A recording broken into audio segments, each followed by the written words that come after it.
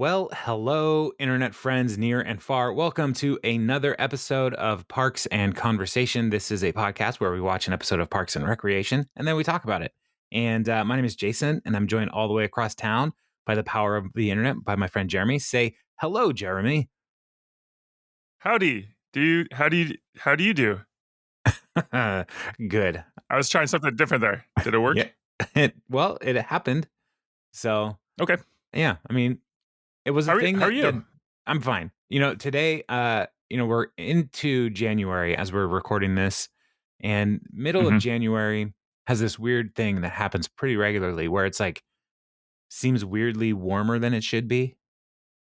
And we're kind of in that window where it's not rainy and it's kind of warm in the afternoon, which I like. Yeah, it's a total pump, like a head fake. Like it's a deek, it's going to get cold again. It and then it'll is. snow and people are like, "Wait, what happened?" I thought spring was almost And here. it's I was like like, you thought spring was here it in January.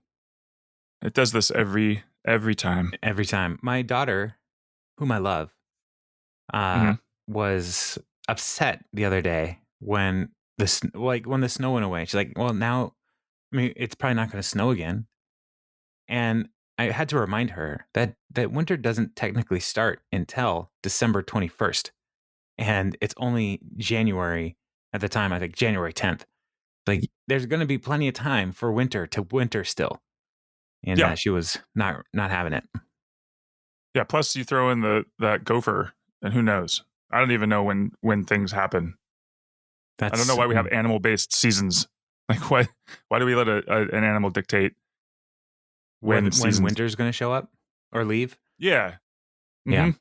Yeah, I don't understand the groundhog. I don't understand how I said gopher. I had Bill Murray in my head, and then I went to Caddyshack. Sorry, that's why. Mhm. Okay, yeah, groundhog.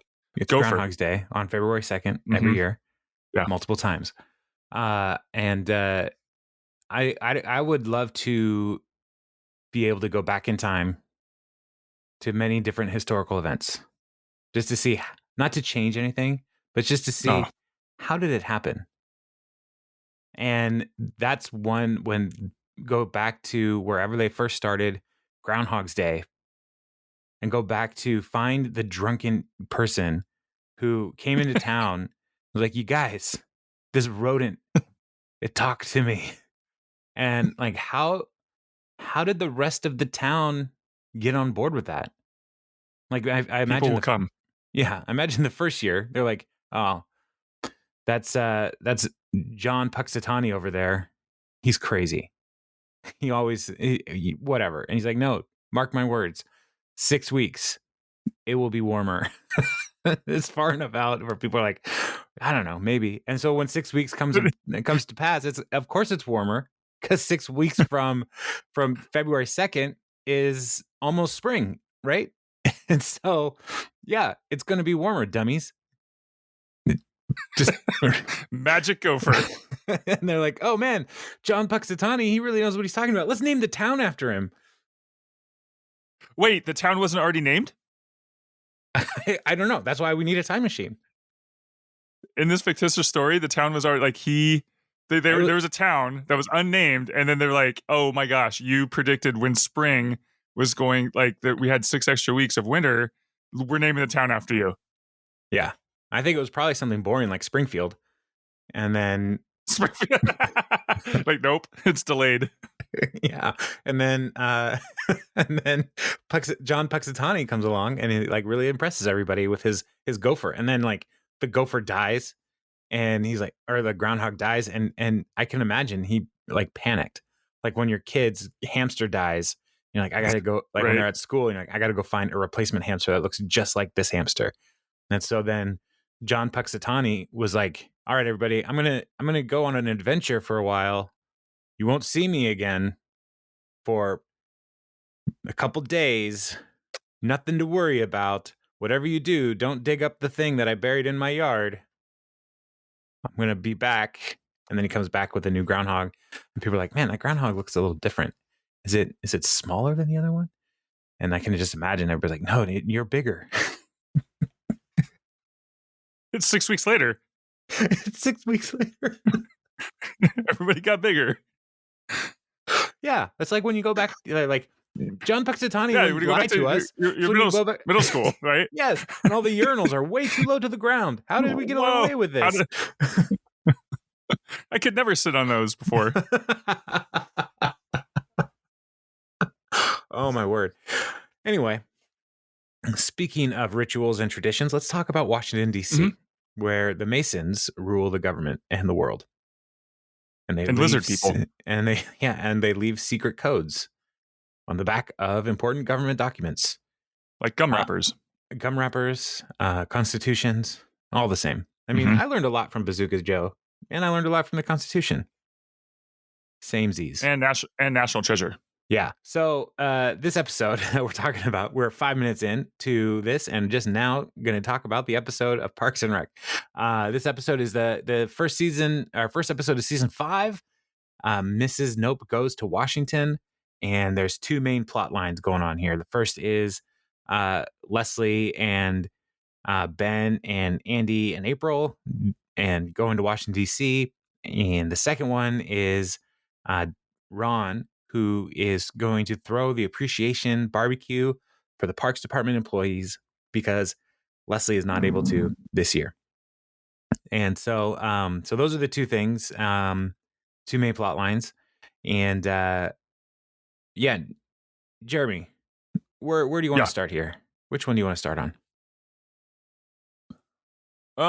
Let's start with Ron's. All right. The Ron line. Okay. So let me wait. Hold on.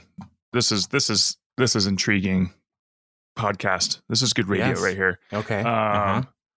Yeah. Let's do Ron's. Okay. Here we are. I have before me all we need to know. Okay, so the Parks Department team is coming in, and they are like going into a meeting, and they were confused. They're confused because Leslie's gone, and so like, what's happening here? And then Chris says Ron's taking initiative and leading the meeting, and everybody starts laughing because Ron doesn't do meetings, and he tells them very sternly, he's not joking. I'm gonna throw the Parks Department employee appreciation barbecue, and everybody is like, "You're gonna do this?" Because Leslie goes out of the way. So Donna's first point is, you're gonna throw the Leslie Nope Employment Enjoyment SummerSlam Grill Jam Funsplosion, and then which they have a poster for on the wall, like which I've never noticed before up until this point, but well, conveniently, I bet they probably just put it there. So, and no one's going to go back to say, let's prove if that's been there every year. Movie magic. Part of this whole thing includes popsicle eating contest, slip and slide-a-thon, watermelon carving, gazpacho off, and a one-woman show about parks rules and regulations called Parks and Dolls. And then everybody starts singing the song. Gazpacho off. Yeah, I don't know how you do a gazpacho off. That's the best one. Have you ever had gazpacho? I have not. Isn't that cold soup? It's cold tomato-based soup. It's basically like a salsa. It's like just, in my experience, it's basically eating pico de gallo with a little bit more juice in it. It's tasty. And people just look at you weird if you bring your own chips. Yeah, like I'm just gonna dip these in. No, don't dip it. What are you doing? You got to get the whole juicy experience. Yeah, but it's not bad. And I could imagine living in a hot climate that gazpacho might actually be quite refreshing on a hot day. A cold soup. Yeah. I guess. I'm not a big fan of things that are supposed to be. It took me forever to get on board with iced coffee because I've had like cold coffee that was supposed to be hot. And I've had a problem with like, this soup is supposed to be warm. It's like in the name. I mean, it's not, but it's just it's implied. Hot soup, not cold. I don't even know what that is. It's like when people eat ice cream that turns into soup. Like I like my milk. Like that's just a bowl of milk. That's sweet milk. That's not a thing anymore. Yeah, anyway. But I do happen to have some ice cream upstairs. So now I'm thinking about ice cream. Thanks a lot, Jeremy. It's one of the reasons I don't keep gazpacho at home. So think about it all day. What happens if it gets warm? Like, oh no, my gazpacho got warm. It's ruined. I don't know, man. So many good questions. So many good questions. If Anyway, only we had a anyway, gazpacho off in the middle of summer to figure out what happens, like on the time limit on how quickly you how could does eat gazpacho work? gazpacho outside. Yeah. So Ron's gonna throw this party. He's not gonna do anything that Leslie normally does. There will be no froofy desserts, no giant soap bubble guns, no adult men in costumes, and no vegetables, not even corn on the cob. And Jerry is very sad about this. His whole thing is that barbecues should be about one thing: good shared meat. And I do enjoy Ron's worldview on this. But Ron, this is an opportunity for Ron to learn. This episode, Ron's going to grow. And it's a very special episode of Parks and Recreation, as Ron recognizes that not everybody likes what Ron likes. So they go to the park, and starts with a talking head with Chris saying about how Ron turned down his job offer, but this is where he belongs, and he's super excited. And you can see Ron in the background behind his Buick. He's got a trailer hitch on the Buick and a trailer size smoker that Yeah, he takes around, which is pretty great. I just love that he's got a trailer hitch on a Buick. yeah. That does not seem like a Ron Swanson car. It seems like he should have a truck, Mm-hmm. but the Buick is probably functional, and he's had the same car since the 90s. We learned last episode. The Buick's more like Duke Silver. It's like the more Duke Silver side of him. Yeah. Yeah, maybe he got paid in Buick one time at a gig.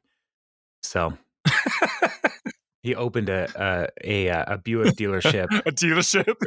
in like just the other side of Eagleton, and they're like, "Hey, we can't pay you in money, but we're gonna pay you in this red Buick." Like, The tagline was Buicks deal. are sexy. Yes.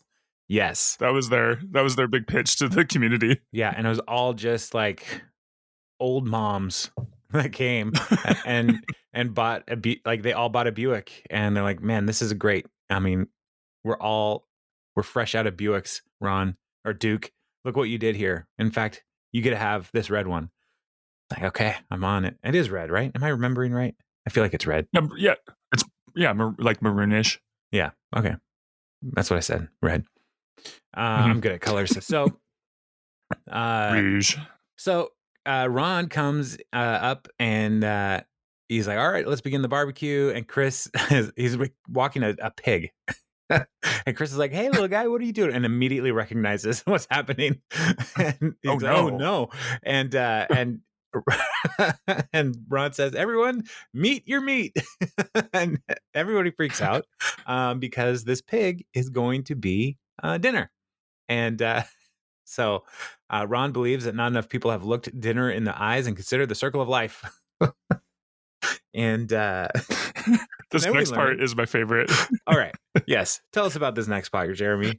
Oh no, I just love Donna. Donna any chance he gets, because Ron goes, "This is your dinner. His name is Tom," and Donna just goes, "Burn." Yes. It's so great. And Ron, though, he's like, "I understand that's hilarious, but that is his given Christian name. Like, a pig has a Christian name." And he's like, he's smart, loyal, basically a dog that we're going to cook, chew, and swallow. And the grin that Ron has on his face as he says this, it's like, yeah, everybody should be on board with this. Yeah, this is the best. And Anne is like, "There's kids around." He's like, "Oh, good point." And then he offers them to like help drain the blood from the animal. They can play with the bladder and make it a fun play ball. Ron is having a great time. Mm-hmm. But then a park ranger comes, like, "Ron, you can't do that." And Ron then says, "Not to worry, I have a permit." And he pulls a piece of paper out of his back pocket, and the ranger says, "This just says I can do what I want." And Ron's like, it's one of the most classic scenes in all of Parks and Rec. Yeah. I can do what I want. And Ron's logic here is great. "I am the director of the Parks Department, and this is a park." So yeah, he has executive privilege.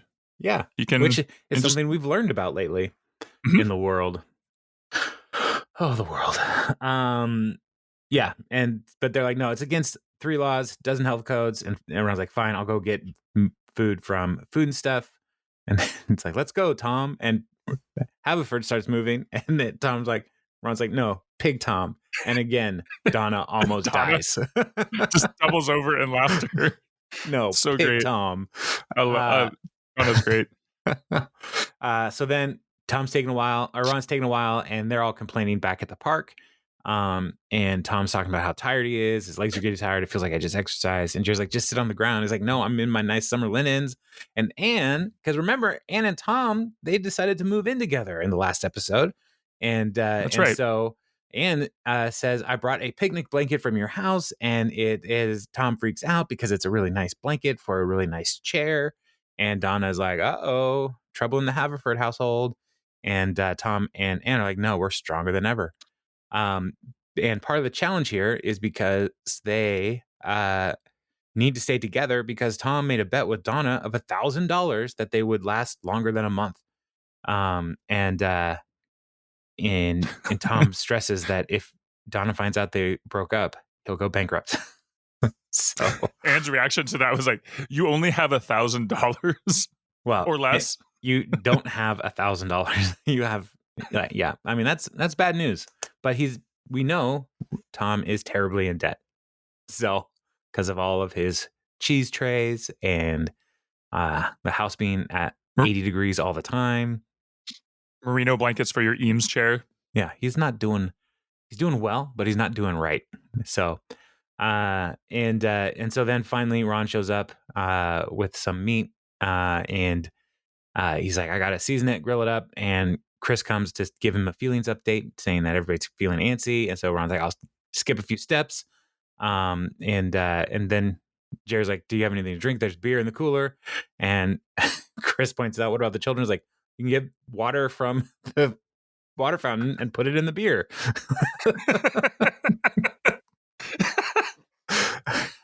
And why not just give them water?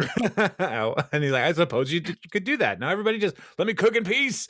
And his talking heads like, these people are soft. They're grill virgins. And then it gets really weird. The way he talks about how he's bringing them into the fullness of glory with the grill. And the first time is so beautiful. So, I can't even read the line because it's just too disturbing to me. And then everybody is waiting for Ron to cook, and Chris and Tom are sitting on the ground and on the really nice blanket. And Chris comes over like, I know Ron doesn't want to see anything, but I smuggled in some candy, and they're so relieved. And Tom's like, oh, these are raisins. And I love Chris so much. He's like, yeah, they're nature's candy. Now they're basically grapes, so remember to pace yourself. And then he just dumps a whole box in his mouth. He's like, I can't even follow my own advice. It's too delicious. He was so on fire in this episode. He was just so over the top. He was Traegering out pretty hard. Yeah, it was great. Yeah, and then Anne realizes that her clothes have glitter in them because Tom is working on a few new entrepreneurial ideas. And the first one is Sparkle Suds, dress loud. And the next one is Disco Dairy, spread the party. Because he put glitter in the butter. So it's not a good idea. Terrible idea. So they are fighting, and Donna comes over, is like, hey, wait a minute, are you guys fighting again? And they're like, nah. And then so they're still trying to pretend, and they're being super lovey, and this grosses Donna out. And Anne, it also grosses Anne out. So finally they come, food's getting ready, and Tom is like, can I have a burger? And Ron's like, no, we don't have that yet, but we have ribs and beef cheek. And Chris asks for vegan soy patties, and Ron tells him you give them to the kids to throw across the pond. And Jerry asked Donna for a ride to the bathroom, and she says no. I don't know why Donna wouldn't take him for a ride to the bathroom. It's her Benz. I know, but I don't know. That bothered me that she said that to him because he's an older man. He's been in a gross Pawnee Park. Yeah, that's true. That's true. She knows what those parks are like. He's been in a gross Pawnee Park, and he's willing to sit on the ground. And Don like, nobody who's willing to sit on the ground around here can be in my bands. Yeah. And so all this complaining and all this stuff, finally Ron has a fit, and he's like, you guys have ruined a perfectly good barbecue with your demands and chatter. And he starts packing everything up and says, enjoy the rest of your evening. And he drives away in his Buick with the smoker still smoking. And Yes. he drove away so quickly on not road for a while that it was one of the most impressive displays of stunt driving that I've seen in this show. It was an aggressive exit. Yeah, it was so great. And the whole time I'm thinking, that smoker's got to fall off. It's got to fall off. And if it did fall off, it would make me so happy. And every time it doesn't. So, which makes me Every less time happy. you wait, every time you rewatch that episode, come on, maybe this time. Yeah, please, NBC, update this in my Apple TV purchased edition.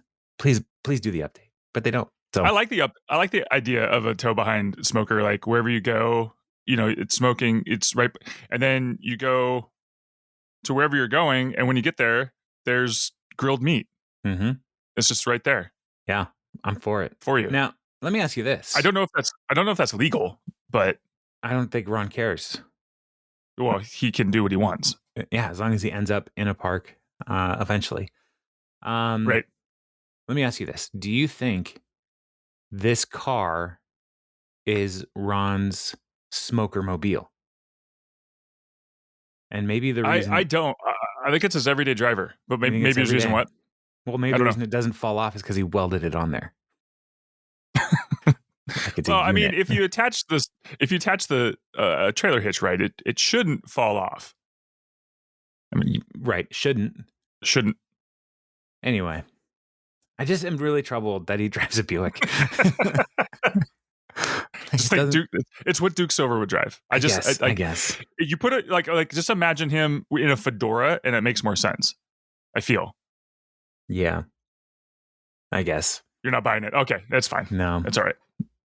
Like I want Duke Silver to drive like a Cadillac, a big sedan. Yeah, I think the Buick is a good in between the two. I guess. All right, we're gonna retcon Parks and Rec so we can drive something different. Yeah. I'm gonna suggest a reboot, but all from Duke Silver's point of view, and Ron is the secret identity. Like he goes to jazz clubs and has all these friends, and he's like gregarious and nice, and like everybody loves him. And then somebody was at a park one time, and they saw him at a park, and they're like, "Wait a minute!" He tries not to be seen. He's like, that's no. why he's so mean at the parks department. He's like, it's like if Superman and Clark Kent, like if Superman was just a jerk. Yeah. Okay. Who do I write? Do I write directly to the NBC family? I think we just keep doing this podcast until someone changes it. All right. So the next day, Tom is in the hallway and he confronts Anne because she put glitter in all his moisturizers and lotions, and she's going to call it Sparkle Skin, Twinkle Twinkle Big Star. And Tom is furious, but he also is like, that's a really good idea, and I'm totally going to steal that business idea. And then Donna comes along and catches them fighting again, and they're trying to convince her that they are still together. And Don's like, you broke up a long time ago, and I'm going to let you off this bet because I have as someone who has lied about various aspects of a myriad of relationships, I respect the effort you've gone to. So, so they're out of that relationship, which is great because that relationship is insane. And so they officially break up, and then Tom wants to start a business partnership about Sparkle Skin. And so they're done. They're over. They're finished.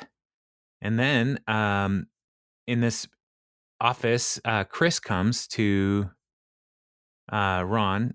Ron comes to Chris and says, "Hey, man, I gave you a shot. and you are supposed to lead the department.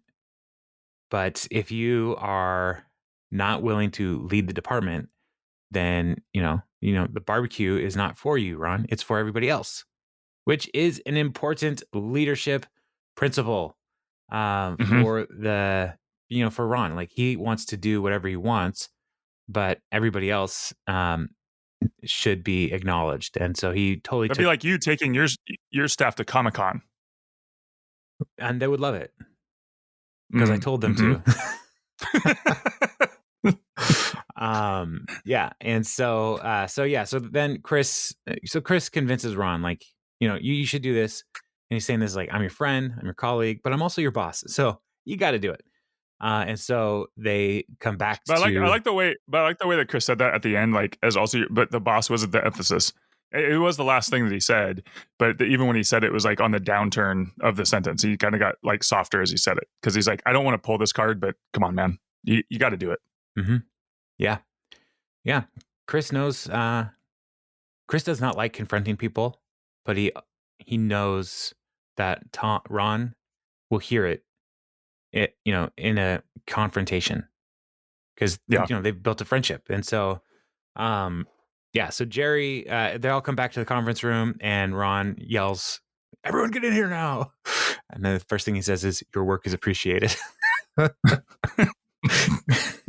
Little on the nose, Ron. Yeah, so that's it's basically how I feel. Like, thank you, done, right? And he tells them to eat Apologize some. to your sister. I'm sorry. Done. Yeah, nailed it. He's like, your work is appreciated. Eat some corn. And and they're all like, wow, this is great. And then also, here's Tom, and he pulls out these ribs. Oh, And so people are kind of weirded out, but it also, I mean, ribs are good. And so they eat some of Tommy's ribs, and everybody loves it, and everyone's happy. So that's the growing moment for Ron. and then yeah, Chris was in the doorway. There's the look. He smiles. He's like, "You got good job, big guy," and then Good job, guy. walks You out. got this. So yeah. You got it. You can't hear me. So Ron is going to continue to grow as the manager or director of the parks department, because Leslie's going to be more and more busy. So Hmm. we're kind of Yeah, he was setting. super cranky with Leslie gone. He was like, "This is super cranky, Ron. Yeah. Like pretty close to the crankiest we've seen him."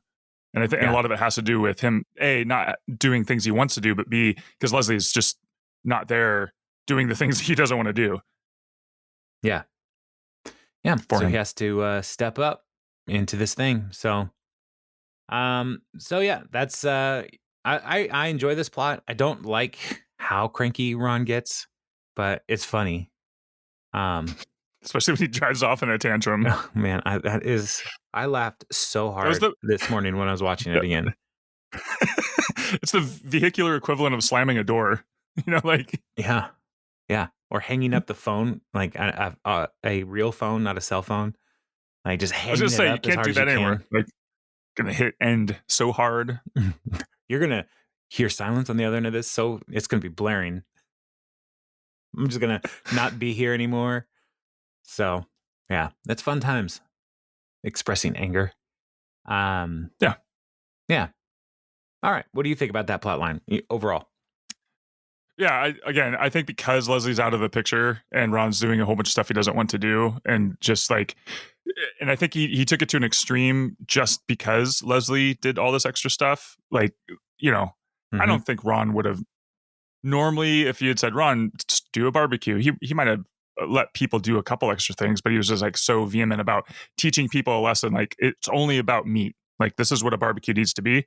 So I get it. He was really, really, really cranky, but this was as soon as I remember the Leslie plotline, watching this again, but I kind of forgot about the barbecue. And as soon as they talked about, as soon as that first part said Ron's doing the company appreciation barbecue, I was excited. It's so funny. The whole thing is so ridiculous. If I was at a barbecue, a company thing, and they go, it's going to be a couple hours until we're going to eat, I would leave and then come back. There's Mm-hmm. nothing to do. What are they doing?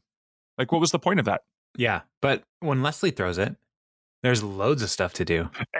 And Exactly. Ron Exactly. probably, I wouldn't be surprised if in previous appreciation barbecues, Ron was just grilling the whole time. Sure. Yeah. It makes sense. Because that's what he would do. And they're all throwing the parties and all this stuff, and he's doing his thing on the grill. And so Leslie's gone, and he's like, Leslie did all that stuff. I can't do that stuff. I'm not going to do that stuff. I'm just going to do what I do. And this is it. And y'all can come and be here for that. Which, if you've ever watched somebody grill, it's not that exciting. Well, that's why he got the pig. Like, I think it was like, this is the special thing. Like, we're all gonna slaughter a pig together, guys. This is our activity. He was wrong. Oh, Wrong, man. Wrong Swanson. Wrong Swanson. Yeah. So fun times. All right. The other plot line, Leslie goes to Washington, D.C., and she takes Andy because Ben is running a congressional campaign from D.C., and he brought April along as an intern. Why? No good reason in this episode. We'll learn more about it later. So before Leslie and Andy meet up with Ben and April, Leslie is giving a little bit of a tour, and they are at the Capitol building, and Leslie's talking about how she could smell the bills becoming law, the sweet sugar of bureaucracy at work, and Andy's response is, "That building looks like a boob." Talking about the Capitol building, and she's like, "Well, it's not." And he's like, "I know, it's the White House, and no, it's the Capitol." And so everything Andy knows about Washington is wrong. But Leslie is so excited to be there. And she's going to she loves romantic reunions, government meetings, self-guided museum tours. And she feels like she's living the dream. And she bought a waffle sundae from a food truck. And the reason she's there is to meet up with Ben, but also because she wants to present her grant proposal for government funds to clean up the Pawnee River, which is gross. And so it all works out. It's a work trip as well as seeing Ben and April. It's going to be great. And so she gives Andy a guidebook, and then she says, "All right, now go ahead and throw it away because Leslie Nope is your guidebook." And he literally throws it away. And I was like, "Well, I didn't mean literally. There were notes in there." And so he goes to get it, and it's like, "All right, first we go to the National Mall." And he's like, "Great, because I need to get some flip flops." And the National Mall is not a shopping mall. It's like a big park. So, yeah. So then they go to the Lincoln Memorial, and she talks about how great Lincoln is and all this stuff. And Andy's laying on the steps and like knocking the steps, looking for hollow spaces in the stairs. And I was like, "What are you doing?" He's like, "Have you not seen National Treasure? Everything in the city is a clue." And he finds some gum. He's like, "Look, a clue." He's like, "That's just gum." And he starts pulling it out to see if it's a treasure map. And then he realizes, no, it's just gum. So they they need to get to the Smithsonian is where their next location is. And so they start walking away. And Dust is like, 1776, a nation is born. And Andy's response is, "Which nation?" and it cuts there. So have you been back to Washington, D.C.? I've never been there. Have you? Never been there. Once when I was younger, I want to say I was around 12, 13, I think. Okay. And I just realized Andy is like a 13, 14-year-old boy, because I too thought the National Mall was a mall. But I had an excuse. I was young. Like, I didn't know. I think that's young enough to not know what a mall park is. So I was excited when we were going to go to the National Mall, and there was nothing to shop for. Mm-hmm. It was very disappointing. That's funny. Yeah. Did you go with your family, or was it like a school trip? No, I went with my family. My dad was was in the postal service, and he had I forget what they call it, a special assignment back in DC for a couple months. And so part of the deal was that once a month he could, once a month or whatever, he could either fly home or bring his spouse to Washington, DC. And so one time we just all went to go visit him. and it was during That's like cherry cool. blossom season. Yeah, it was fun. It was super hot. So when Leslie is like, it's 200% humidity, it's not a joke. It's not. Yeah, it's very hot. So It sounds like a and miserable it didn't. place. Yeah, it wasn't. I remember it being very, very hot, and there's really cheap like DC like tchotchke stands everywhere, and yeah, it was fine. Everything was old and boring. So I saw the the flag with the holes in it, which was like, that's cool. It's an old flag, and yeah, the Declaration of Independence, I think, but it was behind like 7 inches of glass, so You couldn't it's read like it. cool. I couldn't read it or see the other side of it. I'm pretty sure there's some parchment back there. Yeah. Anyway, what was the nature of your dad's special assignment for the post office? oh, he was part of. Do you know what a zip code is? Mm-hmm. Do you remember when they had +4, like zip +4? I Like don't the remember 4 when digits. they added it, but I do know that it exists. Yeah, that was part of his job. was Was just kind of like organizing the +4 numbers, I guess. I don't know. And then they were like, "This is stupid. Let's not do this anymore." Yeah. I'm serious. Like the government was just like, we're kind of done with this. And so my dad, they just reorganized the government, and that's how we ended up down south. Because that was his job, was doing the +4 part of zip codes. Like, I'm sorry, you've never heard of it because it's not a thing anymore. Well, like I'm in my office, right? At home. Uh-huh. And so I just pull a bill that I have on, not that one, but this other one usually does. No, this one doesn't either. Never mind. Oh, here's one. So like my mortgage goes to a PO box in Seattle, and they have 98124 as their zip code. Yeah. PO box 3969. So the +4 of this is just 3969. No, that's your PO box. No. I'm telling you, it's PO box 3969, Seattle, Washington 98124 3969. Oh, sure. So the +4 there is the PO box number. What I'm saying is that +4 was like they were trying to break down your. This is I'm sure this is riveting radio. They're trying to break down like neighborhoods, and so because the zip codes the zip codes were not running out, but it was like they kept splitting things into smaller and smaller chunks, like King County or whatever. So instead of doing that, they're like, well, let's just add more numbers to the end of that. So it's King County, but it's more this neighborhood or this area. And that was what the +4 was. So it was to break down the area even further. And that's why. And they're like, this is dumb. Nobody used it. Like, it was a real thing that people are supposed to write on their letters. I feel like I don't know, like I'm defending this or something. Like, I'm like, do you get it now? And it's like, no, because it's dumb. That's why. I appreciate the effort that you took to explain this to me. At least I got to go to Washington, D.C. out of it, I guess. That was the whole point. Yeah. You got to go to D.C. and learn about the different kinds of malls. Yeah, all the different malls. Yeah. Yeah. You had a lesson in disappointment, as well as your father also had a lesson in disappointment. We're going to really shake things up for the post office. And then they're like, nah. Kurt, we appreciate your job doesn't exist. Yeah, your job doesn't exist anymore, though. Here, please pick from this list of available jobs. That's what because that's the government. Oh, you could be a postmaster. I've never been that. That's fine. Don't worry about it. You'll be fine.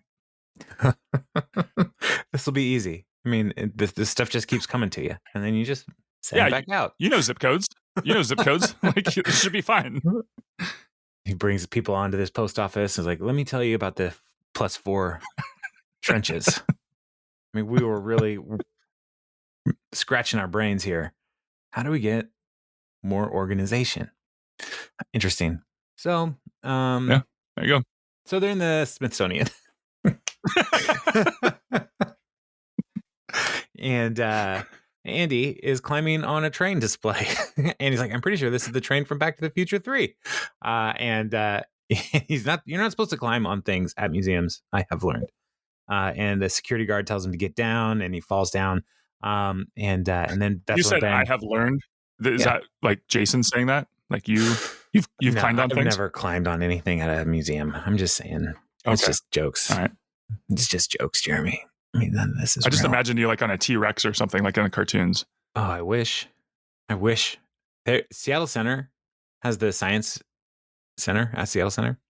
Mm-hmm. And they have an like always their like animatronic dinosaur display. Yeah. And that used to be my favorite thing. It was like my birthday, like, let's go to the science center. I want to go see those dinosaurs again. And I even now would love to be able to pay enough money to climb up on the back of the T-Rex and like put a saddle on it or whatever and like just get a picture. That would be the best birthday of my life. You're like, you know what? I'm going to go get some ice cream and I'm heading down to the Seattle Center today. Yeah. Got nothing else to do. Kids are in school finally for a while. So, yeah, I've got an hour and a half before they're done with school. So, Better yeah. get cracking. So they, Ben and April finally show up, and April and Andy just basically start making out right away. And then Leslie is like, we've got other stuff to do, so let's keep going. And Andy and April are like, no, we're going to go back to our place and do grown-up things. And then Leslie and Ben are going to hang out, and Ben's like, I got 1,000 meetings, so you go do your stuff. I got to do my stuff, and we'll meet up at my office when you're done. And which is kind of a bummer. Leslie's a little disappointed, not unlike you when you went to DC. There's gonna be But he gives her one last thing to see is like, before you go, you should see George Washington's and then she's like, farewell address candle stand. Address candle stand. Sorry, I have address in my head now because Z+4. Right. Yeah, as we all will for the rest of the week. Yeah. Thank goodness it's Friday as we're recording this, so there's not much week left. So then Leslie goes to her meeting in the Department of the Interior to make her presentation. She gets there, and the person at the desk is like, "Oh, Mr. Jepson's out. He won't be here for the rest of the day. He won't be available for the rest of the week." Leslie's like, "I really want to make a case for my town."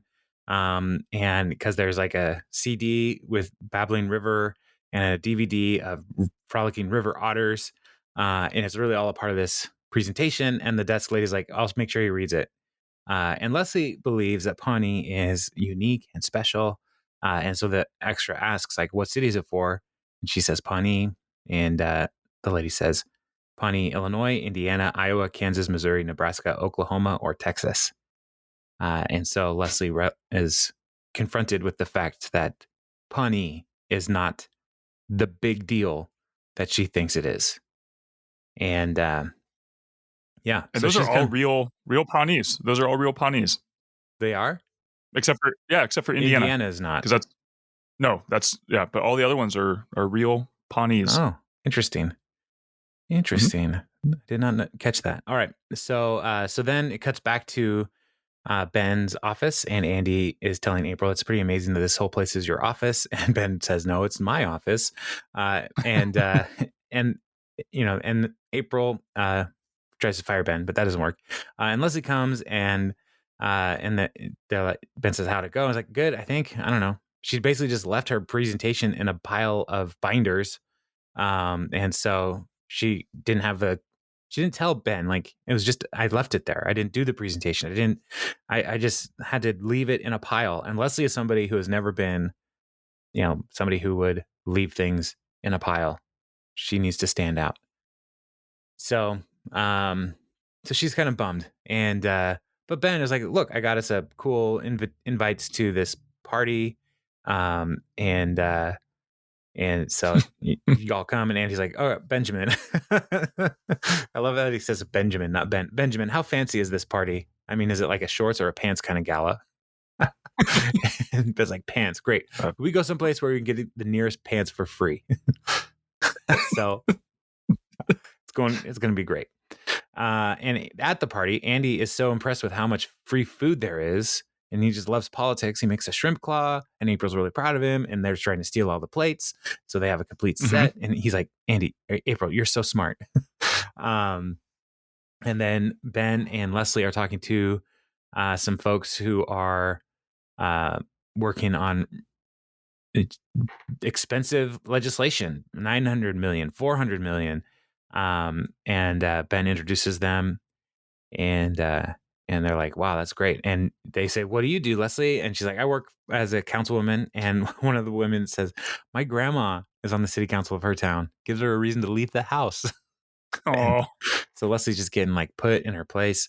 And they yeah, so then Leslie's confronted with the fact that there is multiple Pawnees, because her grandma works at, or this other woman's been to Pawnee, Missouri, and it's so cute. And Leslie's like, no, Pawnee, Indiana. Pawnee, Missouri is a total crap hole. Um, and so that's going great.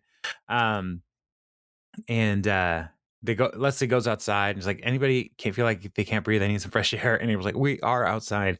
And she's annoyed because everybody is so tall and beautiful, like C-SPAN and Neiman Marcus had kids or something. And so she's really annoyed with everything that's going on. And so Ben comes like, hey, I've got a few more people to meet. And so introduces them to Senators Boxer and Snow. And these are two very, the women senators. Leslie looks up to them. Like, this is a great moment to meet them. And she's super annoyed, and she doesn't appreciate all that this means. And Leslie says, we're small and unimportant. And Olympia Snow says, I'm sure that's not true. And Leslie's response is, it is. We've got tons of problems. We're overrun with raccoons and obese toddlers. Overrun with raccoons and obese toddlers. And so then she just at least she led with raccoons. Yeah. So then she walks away, and Ben's like, all right, well, I got to figure out what that's all about. And so they start talking. And this is where Leslie says, I'm tired, and I saw 24 historical sites in a day, and it's 120 degrees with 200% humidity because this is a stupid swamp town. And yeah. And so she's very cranky, and Ben wants her to be happy and like have a good time here, but it's just not working. And so an aide comes and says, hey, we need a quote for a profile in an article that's being written. And Leslie's like, go ahead, just go. She's just sitting in the coat closet, kind of moping. And then John McCain comes, but Leslie's got her back to him. And Senator McCain, he's one of the few politicians that I have seen who actually can do the little amount of acting that they ask of him. Right. Yes. Yeah. Like, he's like actually pretty good at this in this scene. And he's like, excuse me, I need my coat. And she's like, can you give me a minute here? It's like, are you okay? Can I get you anything? Stupid people don't respect their boundaries. Yeah. So she finally like drives him away. Like, and she just says, nosy people have no respect for personal space. Which, like, if John McCain's story, like, he was a prisoner of war. And like, he went through so much. And like, and was kept in a very small place, the size of probably of that coat closet. Yes. And she's like, has no respect for personal space. And like, the fact that John McCain would be on board with this is right, truly wonderful. And as we were watching this, my wife was like, you can't make fun of John McCain. I was like, I wouldn't. I miss him. I miss him. He was a fun dude. So I didn't know him very well, so I didn't either, but I appreciated him. So yeah, I'm sure. Anyway, so they go back to Pawnee, and Andy and Leslie are sitting in the courtyard, and Andy is showing pictures from the trip, and they're all pictures of him and April making out. and he realizes that Leslie's not really into this, and he's like, are you okay? And she's like, no, should be focusing on this cleanup, but I keep thinking about Ben laughing in a helicopter with hot Rebecca. And I love Andy is just on board. I mean, he's the golden retriever. Like, if I'm sad, my dog is sad. Maggie is sad with me. She just knows. And he just tunes right into that emotional response. Like, hot Rebecca. He's like, who's hot Rebecca? I will take her out. And she said just some jealousy amalgam I created. And as soon as Leslie says the word amalgam, this is where Chris Pratt is a genius comedically. You could see in his face the complete confusion of that word. Mhm. Like Yeah. an amalgam I created. He's like, what? That sounds like something I've heard before, but I don't know what it means. And you're like, I combine all of the giant dark-haired smartphone power goddesses into one woman called Hot Rebecca. And he's like, ah. And let's see. It's like, I mean, his life is filled with senators, briefings, super PACs. I can't even get a meeting with some bureaucrat. And again, Andy says, I don't even know what a bureaucrat is. He's like, yeah, I don't even know what that is. That's like he's saying like the fact that I don't know what that is in tantamount to her. It's difficult getting a meeting with one. Yes. Yeah, like I understand that because I don't even know what it is. Absolutely. Oh, And bureaucrats. And then he tries to comfort her. It's like, everything's going to be fine with you and Ben. Because if I know Ben, he too is an amalgam. And I was like, no. Nope. Yeah. Point is, No. You're better than Hot Rebecca. You're kick-ass Leslie. And it's like, okay. And Leslie's like, thanks. And then again, he says, that's what makes you an amalgam. Nope. Nailed it. And I love that Leslie at that point knows you're going to try to use this. You're going to try to use this word correctly, and it's not going to work. Yeah. But, he did what he did right was he's like, Leslie, don't worry about that. Don't focus on Andy's failure of vocabulary words. Don't focus on Ben's work, as something that's detracting from your work, Leslie, because Leslie, you're awesome and you can do this. And so Leslie, then the next time we see Leslie, she's at the Pawnee River and she's like, look, I went to Washington, D.C. to apply for a federal grant, but I'm not going to wait. And I'm going to start doing the work of cleaning up this river right now. So if you need me, I'm here between 8 a.m. and 10 a.m. every Saturday. And come on out, ask me questions. This is where I'm going to be. And so let's get to work. And she gets down to the river. And it's like, oh, it smells so much worse when you get up close. And then Andy is like, oh, look, a handgun. Call it. He just waves it around and everybody ducks. Yeah. So then the end of this arc here, we have Leslie and Ben on a Skype call, and Leslie saying, Ben basically saying, I didn't even know that it didn't go well with a guy from the interior. I'm sorry. And he's like, no, you didn't do anything. I'm just happy you're doing a good time. And I freaked out. And they talk about how long this relationship sucks and all of this.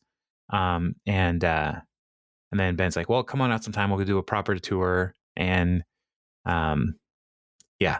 So, and then Leslie wants to see Ben's butt on the Skype video. And he stands up in his office. Like if there's other people in the office right now and he's just like standing up, like showing his butt to a webcam, like, and he's fully clothed, but still it's weird. It is weird. And then the credits scene is Andy and April in front of the White House. I just love how you said that. Ben's butt. like you're disappointed in the show. Like that's your humor. Like I'm not nearly as into Ben's butt as Leslie is. That's true. So yeah, it's not for me. So it's America's butt. We just watched Endgame again, Joss and I, a little bit ago, and that is a very funny joke where Ant-Man is like, that's America's ass. and when Evans fights Evans, and old Evans is on the ground, he's like, that is America's ass. It's funny. It's funny. It's funny. It's good. So the historical facts at the White House are wonderful because Andy is like, this is the White House, whitest house. Most notably is where Sinbad lived in the film First Kid. And he was like, wow, I didn't know that. And the guy never said anything about that. And he's like, do you know why it's called the Oval Office? No, because of a man named Oval Redenbacher, popcorn inventor. He also used to hang out with JFK. And April then calls everybody, attention, everybody come here. This tour guide is the most amazing tour guide there ever was. Please step up. $200 cash up front. And so, yeah. As people start to just kind of surround him. Yeah. I love that. Most notably is where Sinbad lived in the film First Kid, which I rented as a child. I enjoyed it very much. That is a good movie. And look how you turned out. Yeah. Good. Sinbad had 2 movies that have scenes that live large in my brain even now. First Kid and Go. another one, and maybe it's the same movie, but where he no, it's House Guest. House Guest. Where he First house is guest. Anything with a house. I see. well, it's First Kid and House Guest, 2 different movies, right? But they And came out about no- the same time. No House Home. Far From House. Trying What to are think you of all the talking about right sequels. now? All Cool, right, because let me see aren't if those that's all in the actual same movie. the same house guest? Yeah. No, I just thought it was like, he had a theme. It was all part of the house universe, the house CU with Sinbad. Yeah, exactly. All right. I'm sorry. I have to look up his filmography here. All right. I didn't know he was in more than one movie. Oh, yeah. He was in Jingle All the Way. He was the mailman. I'm surprised. That's true. That's true. I'm surprised, your dad being, with the post office, you didn't watch all the movies from the with post office people in it. So, all right. They had to be factually correct. I see. Yeah, if they weren't including Zip Plus 4 on their communiques, it didn't exist. We weren't allowed to watch it. That totally makes sense. All right. So let's see here. He was in the Cosby Show, then A Different World. That's where I saw him first. It was A Different World. He was also in the film Necessary Roughness, which is a football movie where I believe it's Kathy Ireland joins the team as the kicker. Scott Bakula is in it. Let me make sure. Because that was in the part of the Quantum Leap universe. Yeah. Yeah, Kathy Ireland. She becomes the kicker. Sinbad is like a lineman or something. Yeah. I mean, oh my gosh. This is a college team, if I'm remembering right. And Scott Bakula looks like he's 50 years old in that movie. So he was in Rock and then Coneheads. Meteor Man. Oh my word. Meteor Man was awesome. That was a great movie. Yeah, House Guest, all that. So House Guest came out in 95. First Kid came out in 96. Got it. All right. Found it. But there's a scene in House Guest where he is pretending to be a dentist and he is trying to put Novocaine in the person's mouth and he can't get out of this, but he Novocaine's his hands instead. Yes. Yes. And he's like knocking everything off the trays because he can't feel his fingers and stuff. Like, I think about that scene probably once a month. Like, how does that pop up? Like, you knock something on the floor, like, oh, I got a bad case of Sinbad hand. I got Sinbad hand. It just comes up into my brain. Man. Like, it is I can't explain it. It just happens. So I'm so happy I can't feel my arms. Yeah. Man. But I rented that movie at Blockbuster so many times. House Guest. Kids, Blockbuster was a place you could go and actually get movies on an actual physical medium, and you could check it out. You had to pay for it. It's kind of like a library. It's a big rectangle with plastic in it, and the movie was put on into the plastic. another rectangle. Yeah, another rectangle ate the smaller rectangle, and it digested the contents of the rectangle and put it on your television. Movie snack. Right. And then they wanted you to do work for them. Exactly, right? Yeah. You do part of their job, or else you had to pay money. And there was a documentary about that called Be Kind Rewind later. Was the documentary about rewinding? Mm-hmm. Was it really? No, that was yeah. Have you seen Be Kind Rewind? No. It was Jack Black and. Oh, that's a great movie. It's a Michel Gondry movie. Anyway, yes. Yeah, we've really gone off the rails here. This was a good movie because they're making their own. Yes, this is like the post podcast. Let's talk about this episode. How do you think we did? Remember that at the beginning we were talking about the weather. Oh, that was funny. Yeah. Okay, we should put stop so I can go find the after podcast. Like the walking, you don't even have to be a Patreon to get this content. This is bonus content. If you've made it this far, wow, congratulations. This is free stuff we're giving to you. So, listener, let me ask you a question. Type in this code. I don't know where you put it, but go to caspermattress.com and just type in words and see if you get a discount. Tell them Parks and Conversation sent you. And they'll be like, what? And so, but listener, I would love to hear from you on this important thing as we're wrapping up. Which part? What is your favorite Sinbad movie? And send an email to parksandconversation@gmail.com. Just too many to choose. I'm the same way. I'll give you the list. His entire catalog. No, I don't want to talk about TV shows. I want to talk about movies. All right. So his movies. The listeners have internet. If they can find the podcast. Okay. If you say so. Stompin'. Treading Water. Hansel and Gretel as the voice of Raven. Resurrection. Oh, that's a TV show. Crazy as Hell. He plays an orderly. Angie Stone Brother is a music video. Blue Shirts. He was in Moesha, which is a series. A TV movie called Ready to Run. Good Burger. Jingle All the Way. First Kid. Homeward Bound 2. Lost in San Francisco. Which is good. I mean, that's what narrows it down quite a bit. And House Guest. Aliens for Breakfast was a TV movie. And Meteor Man. Coneheads. Necessary Roughness. That's Adequate. Which is his comedy special. Yeah, that was one of the first. Yeah.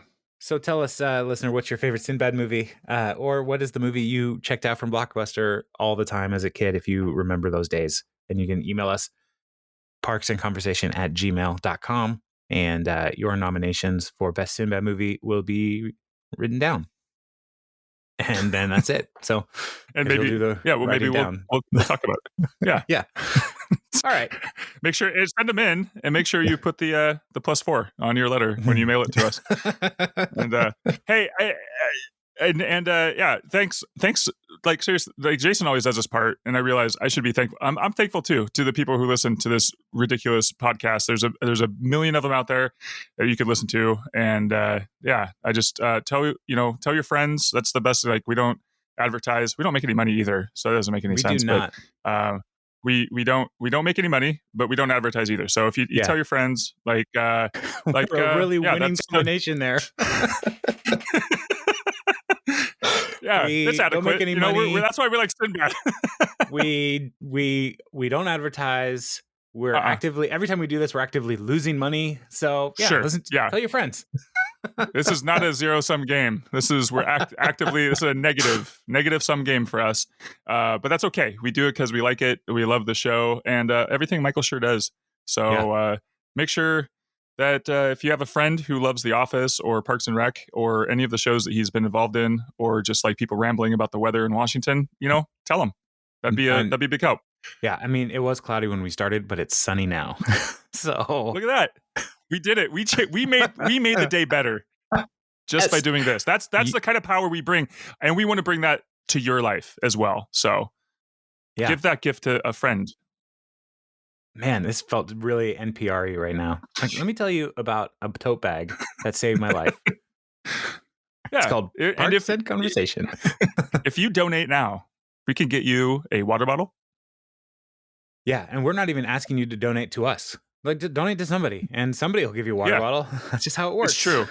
Yeah, I have so many water bottles from like my kids' like walkathons and stuff. I'll send you one. It's fine if you just let us know who you donated to. It might not have a top on it. We can't keep track of those, but All right, we should go. What's our next?